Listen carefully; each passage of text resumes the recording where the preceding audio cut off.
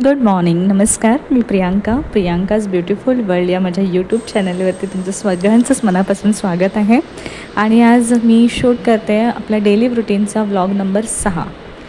This is our daily routine vlog number 6. आणि नेहमीप्रमाणे सकाळी चहापासून सुरुवात होते.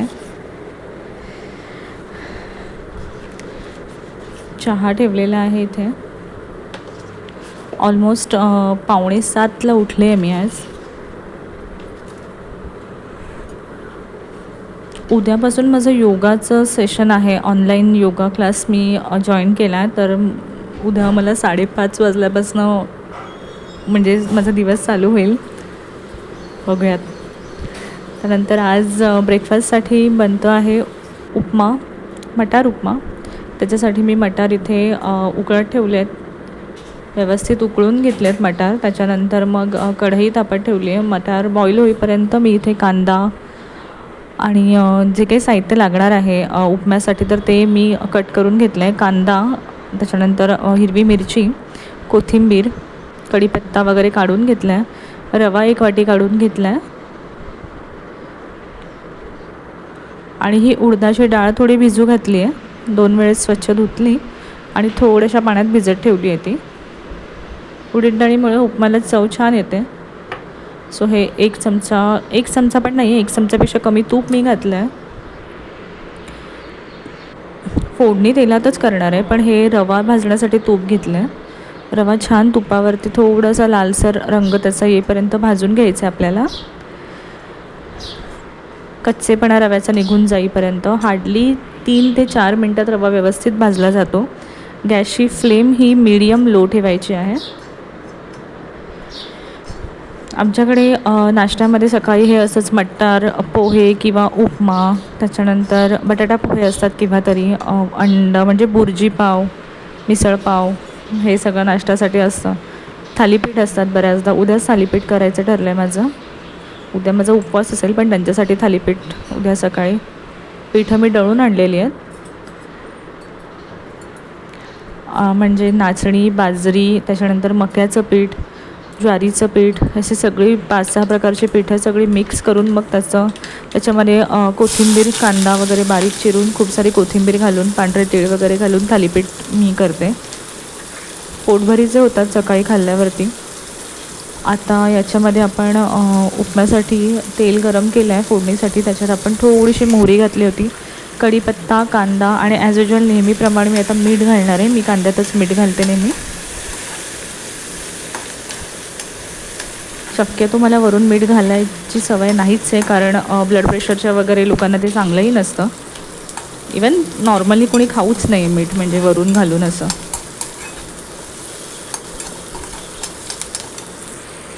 आम्हाला काही ब्लड प्रेशर वगैरे नाही आहे, पण नॉर्मल पण जे लोक असतील त्यांच्यासाठी की वरून मीठ घालू नये. ॲक्च्युली जेव्हा उकळत असतं आपलं पदार्थ जो पण त्यावेळेला मीठ घालावं, नाही तर मग असं कांद्याची फोडणी वगैरे देताना मीठ घालायचं. एक्स्ट्राचं मीठ घेऊही नाही. ॲक्च्युली पिंक सॉल्ट वापरतो आम्ही, पण या महिन्यात मी नाही आणलं आहे, म्हणजे माझ्या लक्षातही नाही ते. सो नॉर्मल जे मीठ होतं तर ते आता हे संपल्यावरती ह्या बरणीमध्ये पूर्ण पिंक सॉल्ट भरलं जाईल. त्यानंतर ही जी मिरची आहे हिरवी लाल तिखट मिरची, लवंगी मिरची, तर ती घालून घेतली आहे. थोडंसं स्पायसी करायचा प्रयत्न आहे माझा. 4 मिरच्या घेतल्या आहेत मी लवंगी. त्यानंतर जी डाळ आपण भिजू घातली होती तर ती साईडला घेऊन फ्राय केली आहे थोडी. आता मिक्स केली त्याच्यामध्ये कांद्यात. आजचं अजून लंचचं काही फिक्स झालेलं नाही आहे मेनू. बघूयात काय ठरतं आहे. माझ्यासाठी मी कदाचित पालक पराठा करेन, त्यांच्यासाठी काहीतरी अंडं वगैरे बघूयात. अदरवाईज पाऊस आहे तर त्यांचं तर मगापासून सूप वगैरे काहीतरी मागवतो वगैरे असं म्हणत आहेत. Let's see. सो आता रवा आपण घालून घेतला आहे व्यवस्थित, आणि त्याच्यामध्ये जे मगाशी छोट्या पातेल्यामध्ये पाणी उकळत आपण ठेवलं होतं तर ते घालायचं आहे. पाणी घालून घेतलं आहे आणि एक चांगली वाफ काढून घ्यायची उपम्याला. आणि उपमा किंवा रवा जो असतो प्रसादाचा तर तो आपण बनवतो ना त्यावेळेस ना थोडंसं वरून पण तूप घालायचं. वाफ आल्यानंतर ते मेल्ट होतं ना वरून तूप गरम गरम उपमा किंवा प्रसादाच्या शिऱ्यावरती, खूप मस्त चव पण छान येते आणि सुगंध पण सुंदर येतो पदार्थाला आपल्या. सो एक वाफ दिलेली आता.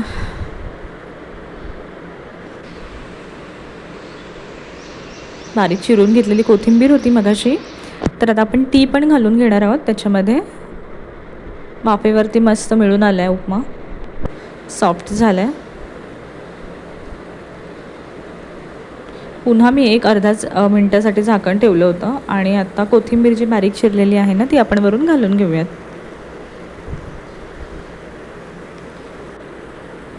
मी म्हटल्याप्रमाणे थोडंसं तूप मी घातलं आहे वरून. 2 मिनटासाठी मी पुन्हा झाकून ठेवते आणि मग हे यांची प्लेट रेडी आहे नाश्त्याची. उपमा आणि जो तरीशी ड्रायफ्रूटचा लाडू केला आहे तर तो. आता सगळं दुपारचं वगैरे आवरून झालं आहे आणि संध्याकाळी ही ना अशी चिमणी घरामध्ये आली आहे ॲक्च्युली. आता सगळं माझं आवरलेलं आहे आणि हे माझं फेस वॉश करून फ्रेश होते आता. ऑलमोस्ट संध्याकाळचे 4:15 झाले आहेत. झाडू वगैरे सगळं मी केलं आहे, किचन वगैरे पण आवरून ठेवलं आहे. बायोटिकचं किंवा क्लीन अँड क्लिअरचं फेसवॉश वापरते मी. बायोटिकचे प्रोडक्ट खरंच चांगले आहेत, म्हणजे ज्यांची स्किन सेन्सिटिव्ह आहे त्यांच्यासाठी छान आहेत प्रोडक्ट्स. डीप क्लीन होऊन निघतं फेस आणि मी बाकी काही करत नाही. फक्त रात्रीचं मॉइश्चरायझर लावते फेसला आणि नॉर्मली 2-3 वेळेस फेसवॉश करते. कारण म्हणजे हार्मोन इम्बॅलन्स आहेत, प्रचंड प्रॉब्लेम आहे मला हॉर्मोन्सचा. त्याच्यामुळे मग चेहऱ्यावरती मी काही प्रयोग करायला जात नाही. हे आता चहा ठेवला आहे संध्याकाळचा मी.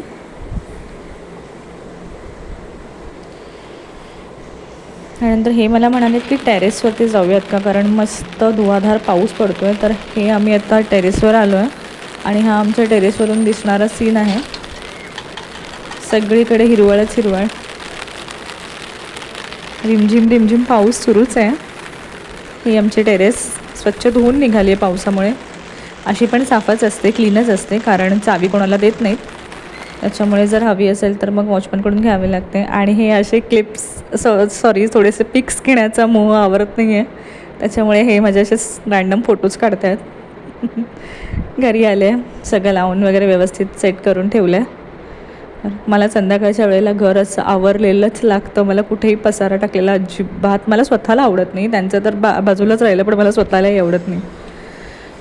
आणि हे अशीच माझी काहीतरी हेल्प करायचा प्रयत्न चालू आहे त्यांचा, करतात ते युजली. हे भीमसेन कपूर मी लावते. ॲक्च्युली दिवाबत्तीची वेळ झाली आहे, त्याच्यामुळे मग मी हा थोडासा कपूर लावला आहे घरात. आणि हा जो दिवा आहे तो उंबरठ्यामध्ये लक्ष्मी घरात येते त्यावेळेला उंबरठा जितका सुंदर आपण असेल आकर्षित करतो लक्ष्मीला. हे 2 दिवे मी नेहमी लावते. ॲक्च्युली एक विष्णू आणि लक्ष्मी या दोघांसाठी 2 दिवे लावण्याची पद्धत आहे, म्हणजे पूर्वापार. आणि 2 दिवे म्हणजे ज्ञान आणि समृद्धी या दोघांचं प्रतीक आहे. त्याच्यामुळे मी नेहमी असे 2 दिवे लावते. मी तुपाचा वगैरे दिवा लावत नाही, नॉर्मल जे आपलं दिव्याचं तेल असतं तर त्याचाच मी दिवा लावते. मोहरीचं तेलसुद्धा मी वापरत नाही, कारण थोडं काळपटपणा येतो म्हणजे असं वाटतं मला. तर हे भीमसेनी कपूर इथे लावला आहे. अगरबत्ती वगैरे दाखवून म्हणजे पूजा झाली. आणि जो धूप आहे माझ्याकडे कपवाला धूप, तर तो धूप मी लावला आहे तिथे खाली वाटीमध्ये. आता संध्याकाळचा स्वयंपाक. संध्याकाळचा स्वयंपाक आमचा ठरला आहे की मसूरची डाळ आणि ड्रायफिश म्हणजे सुकी मच्छी आपण त्याला बोलतो, तर मग बोंबील आणि बटाट्याची भाजी सुकी अशी वाटण घालून आणि मसूरची डाळ आणि राईस. स्वयंपाक आता मी लागले स्वयंपाकाला.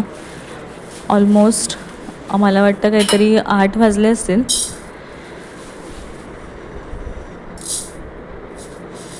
साडेआठपर्यंत वगैरे आम्ही नॉर्मली जेवण करून घेतो रात्रीचं. आणि 9:30 मॅक्स टू मॅक्स 9:45पर्यंत माझं रोजचं रात्रीचं रुटीन आवरतं. म्हणजे जेवून भांडी वगैरे वॉश करून सगळं मी पुन्हा एकदा फरशी पुसून घेते किचनची रात्री झोपण्याच्या आधी. बाकी कोणती नाही पुसत. पण आणि जर हॉलमध्ये वगैरे जेवलं असतो तर काही सांडलवण झाली असेल हॉलमध्ये तर मग हॉलची पण फरशी थोडीसं क्लीन करून घेते. असे मावशी तर सकाळी लवकर येतातच. कुकर मी इथे लावला आहे डाळीत मी आता मसूरची डाळ त्यांना हवी होती, पण मी नुसतं मसूर घालत नाही, मसूर आणि तुरीची डाळ मिक्स करते. आणि ज्यावेळेस साधं वरण वगैरे करायचं असेल त्यावेळेस मुगाची आणि तुरीची डाळ मिक्स करते. सो आत्ता मी मसूर घेतली थोडी आणि थोडी तूर डाळ घेतली आहे, मिक्स केली आहे डाळ. त्याच्यामध्ये 2-3 वेळेस चांगली धुवून घेतली, त्याच्यात तेल घातलं आहे. डाळ कुकरला लावायच्या आधी थोडंसं मिळून येते छान डाळ, व्यवस्थित पटकन शिजली जाते. तेल, मीठ आणि हळद मी घालतेच उकडताना डाळ.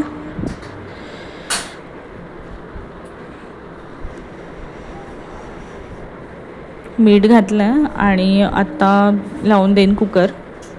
तोपर्यंत एका साईडला भाजीची तयारी करून घेते मी. आणि आमच्याकडे जेवणाचं वगैरे बऱ्यापैकी सॉर्टेड राहतं, कारण ते मला आधीच सांगून देतात हे खाणार आहे मी, तर हे बनव म्हणून. आणि माझं असं काही नाही, मी सगळं खाते, सगळ्या भाज्या, सगळं चिकन वगैरे, फिश वगैरे सगळंच. हा माझा सुक्या ड्रायफिशचा डब्बा होता, तर त्याच्यातले मी थोडेसे ड्राय बोंबील काढून घेतले. जस्ट 8च वाजलेत म्हणजे मी स्वयंपाकाला लागले. कारण हे दिवाबत्ती वगैरे करेपर्यंतच मला 7:45 झाले होते. आणि मी नेहमी असं नॅपकिन ठेवते किचनवरती, म्हणजे कसं किचन जास्त तेलकट वगैरे होत नाही ओटा. तसं तर मी रोजच क्लीन करते. हा ओटा पूर्णपणे मी घासून वगैरे घेते. शेगडी वगैरे मी रोज क्लीन करतेच संध्याकाळची ऑलमोस्ट. आता ह्याच्यामध्ये ते जे ड्रायवाले बोंबील होते ना, तर ते मी सुके असेच भाजून घेतले होते या पॅनमध्ये. आणि असे माझ्याकडे 2 पॅन आहेत. हा माझा नॉनव्हेजचा पॅन आहे. अजून व्हेजसाठी पण छोटा अजून एक आहे पॅन सेम. तर याच्यामध्ये मी कांदा घातला आहे बारीक चिरलेला, सवयीप्रमाणे रोजच्याप्रमाणे मीठ घातलं आहे कांद्यामध्ये, म्हणजे कांदा पटकन आळून येईल. त्याच्यानंतर त्याच्यामध्ये लसूण पाकळ्या घातल्या आहेत, 3 ते 4 ठेचलेला लसूण. आपण याच्यात कांदा खोबऱ्याचं वाटण घालणार आहोत आणि त्याच्यामध्ये ऑलरेडी आलं लसूण ॲड केलेलं होतं, त्याच्यामुळे आलं लसूण मी एक्स्ट्राचं काही टाकलेलं नाही आहे. आता कांदा छान परतला आहे.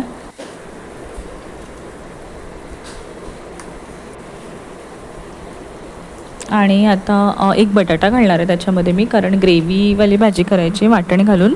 त्याच्यामुळे एक छोटासा बटाटा कट करून मी खाली घेतला आहे चॉपिंग बोर्डवरती. आणि वाटण आता थोडंसं घातलं आहे त्याच्यामध्ये, 1-2 चमचे वाटण असेल, छोटे चमचे. तर छोटे 2 टीस्पून वाटण घातलं आहे आणि ते परतून घेते. त्याच्यानंतर याच्यामध्ये थोडासा अर्धा चमचा गरम मसाला, आपलं लाल रेग्युलर तिखट आणि टोमॅटो जाईल, एक छान पिकलेला टोमॅटो. हा गरम मसाला घातला आहे मी. सो आता गरम मसाला आपण ॲड करून घेतला आहे. आज ॲक्च्युली माझं ब्लूटूथ मला सापडलंच नाही आहे कुठे, तर त्याच्यामुळे मग मी असंच व्हॉईस ओव्हर करते आहे नॉर्मल. व्यवस्थित असं भाजून घ्यायचं आहे तो मसाला, तेलामध्ये फ्राय करून घ्यायचा आहे.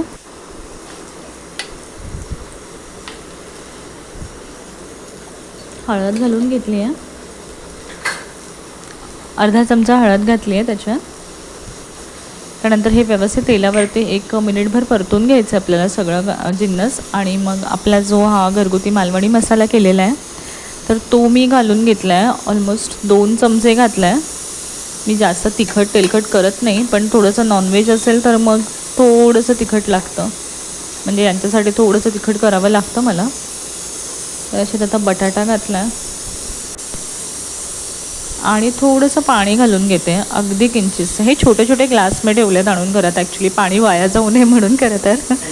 कारण कसं की याच्यामध्ये ना जेवढं पाहिजे तेवढंच पाणी प्यायलं जातं. आणि आमच्याकडे कसं 20 मिनटं पाणी असतं दिवसभरात, 2 टाक्या मग 20 मिनटात भरून जातात. पण 24 तासाचं पाणी नाही आहे, त्याच्यामुळे मी शक्यतो नाही वाया घालवत पाणी. पण साफसफाईला मला प्रचंड पाणी लागतं सकाळचं, म्हणजे गॅलरीत वगैरे, बाल्कनीज वगैरे धुवायला. आता मी टोमॅटो बारीक चिरून घेतला आहे. त्याच्यात घालण्यासाठी कोकमही घालणार आहोत आपण. कोकम मी ऑलरेडी भिजवून ठेवलं आहे पाण्यामध्ये थोडंसं. आणि कोकम मी ऑलवेज भिजवलेलंच घालते पाण्यात भिजवून. नॉर्मली मी असंच कच्चं कोकम टाकत नाही त्यात. कसं कोकमचा जो आंबटपणा आहे त्या पाण्यात उतरतो आणि कोकम एकदम सॉफ्ट होतं, त्याच्यामुळे मग ते व्यवस्थित मिसळून येते त्याची चव. ऑलमोस्ट रेडी झालं आहे आपलं म्हणजे भाजी जी आहे तर ती रेडी झाली आहे. बोंबीलची चटणी आपण म्हणू शकतो त्याला, ड्राय बोंबीलची चटणी. विदाऊट वाटणाची पण होते छान. भरपूर कांदा घालायचा, टोमॅटो घालायचा, थोडंसं कोकम घालायचं. हे मी भिजवलेलं कोकम घातलं त्यात. पण आज वाटण होतं तर मग म्हटलं 2 चमचे घालून घेऊयात, म्हणजे थोडंसं असं कसं ग्रेव्ही टाईप होऊन जाईल. आणि कुकरला एका साईडला मी मगाशी डाळ आणि तांदूळ लावले होते. तर कुकर पण झाला आहे, 3 शिट्ट्यांमध्येच शिजून येतं व्यवस्थित. कुकर माझा खूप चांगला आहे, म्हणजे हा ऑलमोस्ट मी त्याचा अजून रबरही चेंज केला नाही आहे, 4 वर्ष झालीत त्याला. तर मग सुंदर कुकर आहे हा. प्रेशर पण छान बसतं आहे नॉनस्टिक कुकरला. सारी शिट्टी वगैरे पण मी त्याची चेंज नाही केली अजून. इथे डाळीची फोडणीची तयारी सुरू आहे माझी. कांदा लसूण मी घातला आहे बारीक चिरून. मसूरची डाळ आहे त्याच्यामुळे लसूण जास्त घातलं की चव चांगली येते. तर तेल व्यवस्थित गरम करून घेतलं, जिरं मोहरी घालून घेतली, कढीपत्ता घातला. त्यानंतर बारीक चिरलेलं लसूण, आपलं हळद, मीठ घातलं आहे मी नेहमीप्रमाणे कांद्यात, आणि आपले लाल तिखट घालून घेतलं आहे, मालवणी मसाला 2 चमचे. यांना ॲक्च्युली ही मसूरची डाळ वगैरे तिखट लागते, पण मी जास्त तिखट करत नाही. बघूत आता.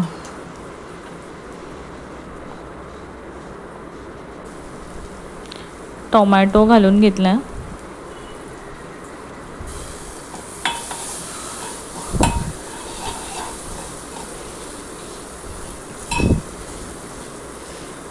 मिळमिळ ते खायलाच बघत नाहीत, त्यांना स्पायसी लागतं. नॉनव्हेज असेल तर त्यांना ऑलमोस्ट स्पायसी लागतंच सगळं. डाळही त्यांना स्पायसीच आवडते. उपवासाच्या दिवशी मात्र मी वरण करते, त्याच्यामुळे मग नाही ते काही मध्ये येत, पण हे आलेच शेवटी. थोडासा ऑलरेडी मी 3 चमचे मसाला घातला आपला, हलकासाच घाला, पण बास हो नको, तिखट होणार.